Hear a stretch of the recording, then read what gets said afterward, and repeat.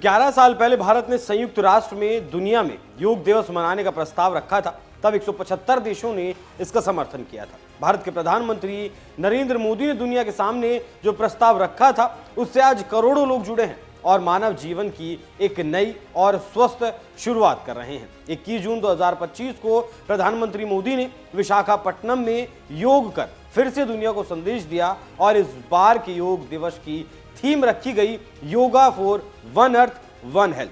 प्रधानमंत्री मोदी के साथ देश भर में योगा दिवस पर योग किया गया, लेकिन उत्तराखंड के मुख्यमंत्री ने इस योगा दिवस को और ज्यादा खास बना दिया, ऐसा कीर्तिमान रच दिया जो इससे पहले देश का कोई और राज्य नहीं कर पाया था। योग दिवस पर मुख्यमंत्री पुष्कर सिंह धामी ने कहा कि योग भारत की प्राचीनतम और समृद्ध परंपरा की एक पहचान है। पूरी मनुष्यता को हमारे ऋषि मुनियों की ये महत्वपूर्ण देन है। योग साधना के द्वारा हम शारीरिक और मानसिक रूप से स्वस्थ रह सकते हैं।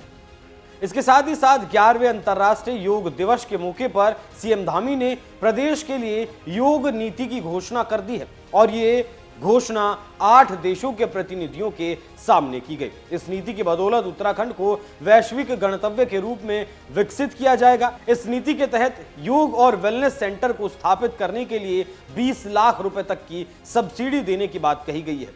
योग, ध्यान और प्राकृतिक चिकित्सा के क्षेत्र में अनुसंधान के लिए 10 लाख रुपए का अनुदान दिया जाएगा। ये योग नीति देश की पहली योग नीति है और इस नीति के तहत अगले 5 साल में उत्तराखंड में 5 नए योग केंद्र खोलने को लेकर प्रतिबद्धता भी दिखाई गई। साथ ही इस मौके पर सीएम धामी ने कहा कि मार्च 2026 तक राज्य के सभी आयुष, स्वास्थ्य एवं कल्याण केंद्रों में योग सेवाओं की उपलब्धता भी सुनिश्चित कर दी जाएगी।